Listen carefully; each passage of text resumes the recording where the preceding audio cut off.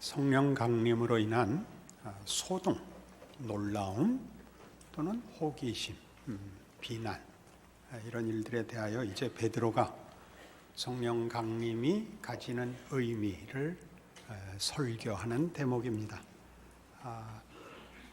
2장 전체가 이 베드로의 설교가 거의 대부분을 차지하고 있습니다. 그 설교에서 성령 강림의 의미를 설명하는 데 있어서 인용하는 구절이 요엘서 2장을 인용합니다. 이 요엘서 2장의 성령 강림에 대한 약속, 그 예언의 성취를 우연이나 돌발적인 사건이 아니라 하나님의 약속에 의한 선물이다 하는 것이 요엘서를 인용하는 것이죠.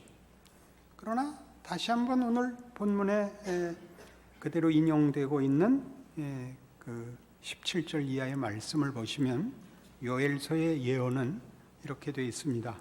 하나님이 말씀하시기를 말세에 내가 내 영을 모든 육체에 부어주리니 너희의 자녀들은 예언할 것이요 너희의 젊은이들은 환상을 보고 너희의 늙은이들은 꿈을 꾸리라. 그때 내가 내 영을 내 남종과 여종들에게 부어주리니 그들이 예언할 것이요 또 내가 위로 하늘에서는 기사를 아래로 땅에서는 징조를 베풀리니 곧 피와 불과 연기로다. 주의 크고 영화로운 날이 이르기 전에 해가 변하여 어두워지고 달이 변하여 피가 되리라. 누구든지 주의 이름을 부르는 자는 구원을 받으리라. 즉 성령 강림은 이 전체 예언의 어떤 증거, 부분적인 약속에 불과합니다. 어떤 증거 혹은 부분적인이라는 말을 쓴 것은 이 예언의 가장 중요한 핵심은 세상에 종말이 있다라는 얘기입니다. 주의 크고 영화로운 날이 이를 것이라. 그 전에 회개해라. 그런 얘기입니다. 이 크고 놀라운 하나님의 심판, 그것이 심판으로 이렇게 공포스럽게 표현되는 것은 사실은 그 대상들이 죄인이기 때문에 그런 것입니다. 구원받은 입장에서 보자면 그것은 영원한 나라의 약속이요, 그 나라의 완성이요, 이 사망과 해하는 것이 끝나는 하나님과 화목한 감사와 영광 속에서 가는 그 기다려야 할 나라입니다. 그러나 성경이 그것을 심판과 진노로 표현하는 것은 그 구원이 필요한 현실에 있는 우리 모든 인류를 향한 약속이기 때문에 그렇습니다. 말세가 있고 하나님이 역사를 끝장을 낼 계획을 갖고 있다라는 일의 중요한 한 증거로 말세 내가 내 영을 너희에게 부어주겠다입니다. 하나님이 찾아오셔서 우리와 함께 하시고 그래야 그들이 예언을 할 것이다 이겁니다. 예언을 할 것이다. 예언을 한다는 것은 그 앞날을 내다보는 것이요 장래일을 말하는 것입니다. 대표적으로 우리 구약에 나오는 선지자라는 말 자체가 우리 한문 표기로 먼저 아는 것이죠. 그러니까 다른 표현으로 예언자, 장래일을 아는 자이죠. 그러나 그것은 다만 몇 년도에 IMF가 일어난다든가 몇 년도에 히틀러가 죽는다든가 이런 예언이 아니고 역사라는 것이 어디로 가느냐에 대한 이해, 하나님으로부터의 가르침을 말하는 것입니다. 역사라는 것은 공전하거나 윤회에 붙잡혀 있지 않다 그랬습니다. 하나님이 창조하신 시작이 있고 하나님이 모든 그의 백성들을 창조의 영광과 약속의 완성으로 승리하는 날이 있다. 그것이 기독교가 말하는 직선적으로 가고 있는 하나님의 뜻에 의한 시간이요, 역사입니다. 장래일을 말한다는 것은 세상과 시간과 인생과 역사의 주인인 하나님이 어디에 목적을 가지고 있느냐, 무엇을 하려고 하느냐를 안다는 뜻입니다. 그 일을 말한다는 뜻입니다. 성령이 오시면 뭘 하느냐? 우리 성령이 오셔서 예언하는 그 예언을 우리 다 해봤죠. 정말? 예수 천당 불신 지옥, 그게 예언이죠. 끝이 있다, 심판이 있다, 천국을 가거나 지옥을 가야 된다. 그게 예언의 가장 굵은 부분이죠. 그것을 확인시키기 위하여 소소한 예언들이 종속적으로 일어나는 겁니다. 내년엔 어려움이 있을 거다. 올해는 더웠지만 내년은 더 더울 거다. 뭐 이런 예언들은 다 이 큰 예언을 증거하고 확인시키기 위하여 부차적으로 주어지는 소소한, 사실은 작은 예언들입니다. 큰 예언은 모든 이들에게 주어졌죠. 우리 다 해봤잖아요. 그 한동안 유행했었죠. 나는 알았어. 이거 아니에요. 나는 알았어. 뭘 알아요? 인생이 죽으면 끝이 아니고 천국을 가야든지 아니면 지옥을 가게 된다는 것을 알았어. 그래서 그때 왜 이런 때는 꼭 영어를 쓰는지 모르는데 우리 그때 다 훨씬 진지해 보였던 것 같아요. I found it. 우리 본토 발음으로 I found it. 이거 우리 한참 했어요. I found it. 이 진정성을 가지고 한 개인의 이해와 인생을 넘어서는 깨우침의 논란, 그리고 감사한 표정으로 다 같이 눈물이 그렁그렁해서 외쳤죠. I found it. 좋지 않습니까? 예언을 한다고요. 성령께서 오셔서 그걸 해서 그게 뭘 증거한다고요? 인류와 역사의 끝이 있다. 하나님이 목적하시는 최종 목적지가 있다. 그걸 내가 지금 목적지를 향하여 역사를 움직이고 있다. 내 백성들을 내 백성답게 만들기 위하여 내가 역사에 개입하고 있다. 그것이 성령 강림의 증거라는 것이죠. 그 하나님이 개입한 게 왜 이 꼴이냐라는 질문이 당연히 나오지 않겠습니까? 그러니까 이제 하는 거예요. 성령이 오신 것은 무작위로 무차별적으로 아무에게나 소나기 쏟아지듯이 온 것이 아니라 2장 32절 이 예수를 하나님이 살리신지라 우리가 다 이 일의 증인이로다. 하나님이 오른손으로 예수를 높이심에 그가 약속하신 성령을 아버지께 받아서 너희가 보고 듣는 이것을 부어주셨느니라. 이 성령의 오심은 예수께서 부활하신 결과로 주신 것이다 이겁니다. 그러니까 성령이 오셔서 예언하는 것을 보거든 뭘 봤죠? 예수 천당 불신지옥이라고 인생과 역사를 이해하는 자들을 만나거든. 그 말이 왜 일어났는지 무슨 의미인지를 그 근거로 돌아가 예수가 오셔서 구원의 문을 열어 하나님이 목적하시는 예수 천당이 가능하도록 죽어 끝날 인생의 대반전을 일으킨 사건, 부활로 말미암아 하나님이 그의 백성들을 구원하여 세상과 역사에 가진 그의 뜻을 이루시려고 하고 이루시기 위하여 역사에 개입하시고 반전을 이루셨다는 것을 기억해야 된다. 이렇게 말하는 것입니다.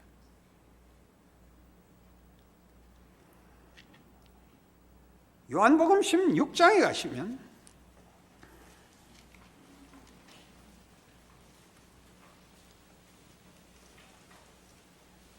13절 말씀 보십시오. 요한복음 16장 13절 그러나 진리의 성령이 오시면 그가 너희를 모든 진리 가운데로 인도하시리니 그가 스스로 말하지 않고 오직 들은 것을 말하며 장래일을 너희에게 알리시리라. 그가 내 영광을 나타내리니 내 것을 가지고 너희에게 알리겠음이라. 장래일, 무슨 장래일? 이것이 무엇인가? 성령이 왜 오셨는가? 성령이 오셨다는 게 무슨 의미인가? 하나님이 종말을 향하여 역사를 움직이고 있다. 하나님이 그 종말을 하나님이 의도하신 창조의 완성, 구원의 승리로 이루기 위하여 찾아오신다. 모든 영혼을 찾아오신다. 붙드신다. 그것이 가능하도록 그 아들을 보내어 죽음을 꺾으셨다. 그가 오시면 진리를 말할 것입니다. 뭐가 진리죠? 보이는 게 전부가 아니다. 이게 진리입니다. 실제적인 세계와 역사의 주인은 하나님이시다. 법칙과 물질이 주인 아니다. 그것은 사실이요. 그것은 현실이지만 그것이 주인이 아니다. 주인은 하나님이시다. 진리입니다. 하나님은 우리를 만드셨고 우리를 사랑하시고 우리를 하나님의 자녀라는 이름으로 거룩으로 부르고 계시고 그것을 완성하기 위하여 스스로 무덤을 판 인류를 구원하기로 작정하셨다. 그래서 그 아들을 보내셨다. 그 일을 완성하실 것이다. 승리하실 것이다. 어떻게? 내 아들 예수를 봐라. 이겁니다. 그가 어떻게 우리 죄를 지고 죽어 우리를 죄와 사망에서 꺼내 인류에게 구원의 문을 여셨는가 보라. 사망을 이긴 부활의 승리를 보라. 이게 뭐로 나와요 여기? 진리의 영이 오시면 우리를 모든 진리 가운데로 인도하여 장래일을 말할 것입니다. 그 장래일은 하나님의 계획입니다. 그가 내 영광을 나타낼 것입니다. 예수의 영광, 죽음과 사망을 깬 예수의 영광.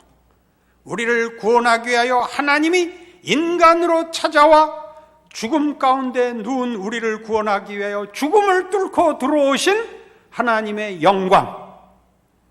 우리가 스스로 해결할 수 없는 문제를 찾아와 목숨을 내놓고 죽음을 받아들여 죽은 자 가운데 누운 우리를 끌어안아 부활 생명으로 함께 일으키신 그런 사랑과 구원과 은혜의 하나님의 영광을 드러내실 것입니다. 그것이 성령 강림에서 가장 크게 하나의 그 결과와 열매로 우리의 것이 되는 것입니다. 그러나 우리는 성령 강림을 현실의 해답으로 찾기에 급급합니다. 장래일을 말하며 예언을 하며 하나님의 뜻을 가르치며 있을 심판에서 우리를 구원하신 예수의 부활의 영광을 확인하는 것으로 가지지 못합니다. 생각해 보십시오. 성령께서 여러분의 마음의 불안을 털어주시고 필요를 채워주시고 하는 것이 성령의 주된 사역이 아닙니다. 필요하다면 하실 것입니다. 여러분의 간절한 기도에 물론 응답하실 것입니다. 그러나 성령께서 우리 모두에게 이미 했고 하고 계시고 충분하신 성령의 사역은 우리가 이 사실을 안다는 것입니다. 누가 이런 질문을 했습니다. 이제 모여서 신앙적인 모임에서 한 그 회원이 나는 아무리 기도를 해도 응답이 안 돼. 그래서 다른 한 회원이 간절히 하면 되더라 라는 대답을 했습니다. 나도 간절히 했다. 그보다 더 간절히 하면 된다. 될 때까지 간절히 하면 된다. 그래서 제가 이제 심판관이었거든요. 그 모임에 학생들 모임이었죠. 간절히 기도해서 모든 걸 응답을 받았는가? 그래서 가만히 있더니 그렇진 않대. 간절히 기도해서 다 응답을 받지는 않대요. 하나 받았대요. 그게 중요한 거죠. 그 하나가 중요한 거였죠. 그러니까 모든 것을 대표한 경험이 됐죠. 간절히 하면 된다. 그래서 제가 그랬죠. 간절히 해서 된 게 아니라 간절히 하면 하나님이 들어줄 필요 없는 것에 응답을 주신다. 간절해서 주는 게 아니라 하나님이 그 간절함 때문에 쓸데없는 것에도 응답을 해주시는 자상한 분이다. 당신이 간절히 했어야 되는 건 그게 쓸데없는 기도였다는 증거일 것이다. 이게 뭐 말이 되지 않는.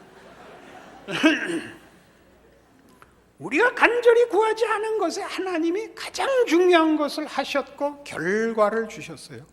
주께서 오셨고 성령이 오십니다. 성령은 기도해서 오시지 않고 간절해서 오시지 않고 약속으로 오십니다. 하나님이 하신 약속입니다. 구하지 말라는 뜻이 아닙니다. 잘 구하십시오. 장래일을 알게 됐으니 잘 구하십시오. 어떻게 인생을 살아야 되는지, 이 내가 살아 숨쉬는 시간과 공간이 무엇인지를 그 의미와 평가에 있어서 다른 이해, 기독교인의 이해를 가져야 된다는 뜻입니다. 그래서 회개가 촉구되는 겁니다. 회개란 뭐죠? 다른 것 아닙니다. 하나님 모르고 살던 자리와 그 운명으로부터 하나님의 뜻과 부르심에 돌아서서 성령을 보내신 하나님, 우리를 부르시는 하나님께 나와 나의 인생을 맡기라는 것입니다. 그게 회개입니다. 회개는 윤리적으로 씻어내는 것이 회개가 아닙니다. 이게 아주 크게 잘못된 버릇들 중에 하나입니다. 신앙생활이 어려워지면 그래서 다시 목욕탕 가서 때를 씻듯이 회개를 합니다. 자꾸 회개를 해서 지겨워 죽겠어요. 이렇게 말하면 안 되는데 너무 낱낱이 벗겨낸단 말이죠.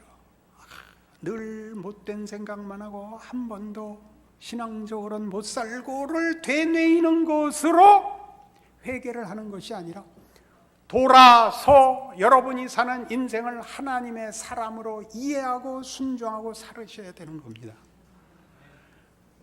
하나님이 다 안 가르쳐 주셔서 긴가민가 싶고 하나님이 기억하나 싶고 맞나 싶은 길을 이게 다가 아니다. 세상에 할 수 있는 건 나를 죽이는 것밖에 없는데 죽이는 게 끝이 아니다. 죽이려면 죽여라. 그러고 사는 게 신앙이요 회개인 것입니다. 회개는 훨씬 큰 것입니다. 나이 들어 보시면 여러분 인생이 뭔지 알죠? 나이 들어서 아는 인생은 우리가 감각하고 우리가 간절한 부분들이 지극히 작은 것이라는 걸 알게 됩니다. 지극히 작다는 건 뭐냐? 훨씬 큰 것에 종속되어 있는데 어렸을 땐 그걸 몰랐습니다. 어렸을 때는 청바지, 기타, 연애 이런 거가 전 인생이었죠. 그러나 좀 나이가 들어보면 사회가 건강해야 된다. 나라가 튼튼해야 된다. 윤리와 정의가 있어야 된다. 이런 큰 틀이 있어요. 지붕이 있고 벽이 있어야 된다. 집안에 난로가 있어야 된다. 무슨 에어컨이 있어야 된다. 이렇게 훨씬 큰 것들 속에 우리가 얼마나 많은 조건 속에서, 기반 시설 속에서야 비로소 무슨 자기 생각을 하고 선택을 하고 하는 존재인가를 알게 됩니다. 나이가 들면 당연히 이 기도를 하죠. 하나님, 이 나라와 이 민족을 불쌍히 여겨 주시옵소서.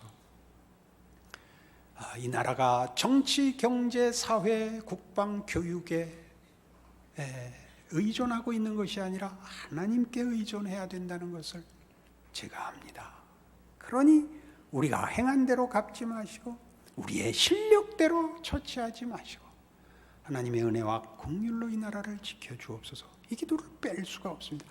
그리고 차근차근 내려오는 거죠. 그리고 내 손자, 내 손녀 건강하게 크게 해주십시오. 그럼 이제 기도가 끝나는 거죠. 나 젊었을 땐 시작이 뭐예요? 시작이 나서부터 출발해서 보이는 것으로 가서 간절하다가 끝나죠. 그 위는 모르죠. 지붕이 있는지 벽이 있는지 기후가 어떤지. 회개는 감상적인 것이 아닙니다. 회개는 몰랐던 걸 알게 된 놀라운 깨우침입니다. 놀라운 이해입니다. 놀라운 사실의 직면입니다. 그것이 회개이죠. 그래서 세례를 받으라 합니다. 세례란 사도행전에서 계속 반복해서 나올 것이기 때문에 이 문제가 확실히 해두고 가야 됩니다. 요한은 물로 세례를 주었거니와 예수님은 불로 세례를 주리라. 물 세례는 우리가 죄인이요, 죄를 씻어내야 되는 부패한 자라는 것을 인정하는 예식입니다. 그러니까 결례입니다. 결례. 불 세례는 그 죄인을 구원할 수 있는 이는 예수뿐이라는 의미입니다. 불 세례는 성령 세례를 가르치는데, 성령 세례란 하나님과 연합된 자, 곧 구원으로 부를 수 있는 분의 세례입니다. 너희가 예수를 믿고 세례를 받으라, 그리하면 성령을 받으리니 라고 나가는 이유가 그것입니다. 예수를 믿어 구원을 얻으면, 그 세례를 받으면 하나님과 연합하게 된단다, 하나님의 백성이 된단다, 그런 뜻이죠. 그래서 요한복음 15장, 우리 새삼스럽게 이 요한복음 15장의 가치를 이 차원에서 확인하게 됩니다. 요한복음 15장 5절입니다. 나는 포도나무요, 너희는 가지라. 그가 내 안에 내가 그 안에 거하면 사람이 열매를 많이 맺나니 나를 떠나서는 너희가 아무것도 할 수 없습니다. 사람이 내 안에 거하지 아니하면 가지처럼 밖에 버려져 마르나니 사람들이 그것을 모아다가 불에 던져 살아나니라. 너희가 내 안에 거하고 내 말이 너희 안에 거하면 무엇이든지 원하는 대로 구하라. 그리하면 이루리라. 너희가 열매를 많이 맺으면 내 아버지께서 영광을 받으실 것이요 너희는 내 제자가 되리라. 아버지께서 나를 사랑하신 것 같이 나도 너희를 사랑하였으니 나의 사랑 안에 거하라. 내가 아버지의 계명을 지켜 그의 사랑 안에 거하는 것 같이 너희도 내 계명을 지키면 내 사랑 안에 거하리라. 내가 이것을 너희에게 이르면 내 기쁨이 너희 안에 있어 너희 기쁨을 충만하게 하려 함이라. 예수 믿는 것이 왜 힘들까요? 이 기쁨이 없기 때문인데, 이 기쁨이 뭐냐? 예수와 함께 사는 기쁨입니다. 예수 안에 있으면 많은 열매를 맺습니다. 그 열매는 물론 세상 것과 다릅니다. 당연히 다릅니다. 기쁜 열매라고 약속하십니다. 그 열매를 맺기 위하여 계명을 지키렵니다. 계명은 구원을 얻는 조건이 아닙니다. 순종의 조건입니다. 예수와 연합한 자의 책임입니다. 여러분의 마음을 기쁘게 하는 일을 위하여 기도하지 마시고 아버지의 뜻을 이루기 위한 일로 기도하십시오. 주께서 그리하신 것 같이 우리의 평안과 우리의 자랑을 위하여 기도하지 마시고 주께서 나를 부르신 그 부르신 부름에 충성할 수 있게 해달라고 기도하십시오. 우리 사도행전 3장, 4장, 5장 넘어가면서 계속 이 싸움, 하나님의 사람으로 예수를 십자가에 못 박은 세상에서 사는 신자의 현실에 대하여 배울 것입니다. 기본은 동일한 것입니다. 사랑하는 것입니다. 이 사랑이 가지는 가장 큰 우리의 이해 그리고 가치를 이렇게 설명할 수 있습니다. 옛날에는 여행을 가면 내가 모르는 곳, 내가 살던 나라의 기후와 풍습과 문화와 다른 곳을 가서 그것을 보는 재미로 여행을 다녔답니다. 현대화되면서 그 여행이 바뀌어서 다른 데 가서 자기 나라를 즐기고 온대죠. 그 말 이해하시죠? 어느 나라를 가든지 다 서구화되어 있습니다. 백화점, 무슨 쇼핑몰, 자동차, 오락시설, 음료, 어디를 가든지 파리바게뜨, 어디를 가나 피자, 이렇게 돼 있죠. 그래서 이제 무슨 이 동남아시아 그 좋은 여행지에 가서 에어컨 나오고 이렇게 뭐라 그러죠? 그 데크 해놓은 데에서 한 발짝도 밖으로 나가지 않는, 거기서 여행을 갔다 왔다 그러죠. 재미 하나도 없죠. 그렇게 갈 때 그 재미없는 여행을 가도 여행을 가면 어디를 갔느냐? 무엇을 했느냐, 이런 것들이 다 이렇게 상품화되고 재미없어졌는데도 불구하고 하나만은 변하지 않고 있습니다. 누구랑 가느냐죠. 누구랑 가느냐, 누구랑 가느냐, 중요한 문제입니다. 에베레스트를 가자, 누구랑 가느냐죠. 누구랑. 남산을 가자, 누구랑 가느냐죠. 오죽하면 혼자들 다니시겠습니까? 그 누구랑이 없어서 우리 인생 속에서 지금 우리가 가지는 가장 행복한 특권이 뭐냐 그러면 인생이라는 길을 예수님과 여행을 가는 겁니다. 인생은 해결해야 될 숙제가 아니라 그랬습니다. 인생은 하나의 여행입니다. 주님과 함께 이 길을 걸으면 각종 돌발 상황 속에서 예수가 누구인지, 예수와 함께 있다는 것이 무엇인지, 예수를 믿는다는 것이 어떤 영광인지를 알게 되는 것입니다. 그것은 가만히 앉아서 필요한 것을 주고받는 그런 거래가 아니며 서로 옳은 것을 확인하는 심사도 아니며 함께 여행하는 달콤한 그리고 기대와 희열로 가득한 뭉게구름이 피어오르는 그런 모험인 것입니다. 그 인생을 산다는 것을 기억하시기 바랍니다. 아슬아슬합니다. 주여가 나오게 됐습니다. 그러나 이만큼 와서 돌이켜보면 얼마나 놀라운 길을, 얼마나 깊은 교제와 이해를 가지게 됐나 놀라게 됩니다. 세상 사람들이 결코 알 수 없는, 결코 이해하고 체험할 수 없는 길을 하나님께서 우리 인생에 허락하셨습니다. 고통스럽다고요? 히말라야 갔다 온 사람들 보십시오. 손가락, 발가락이 다 잘라져 하고 다시 가더라고요.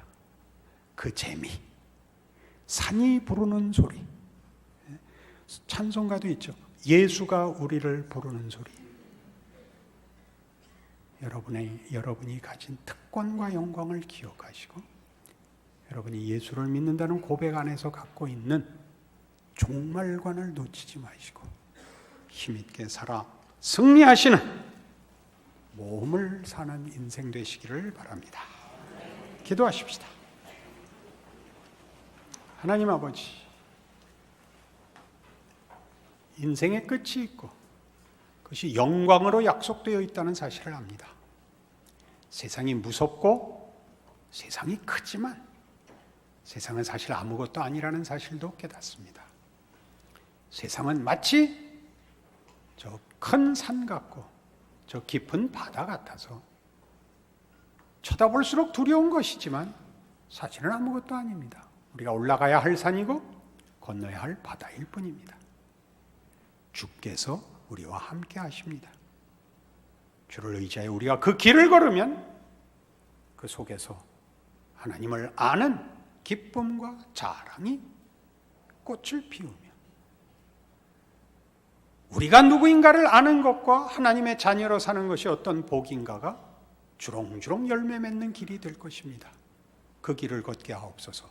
믿음으로 발을 내딛고 성령의 인도하심에 자신을 맡기는 순종과 믿음의 승리도 주시옵소서. 예수님 이름으로 기도합니다.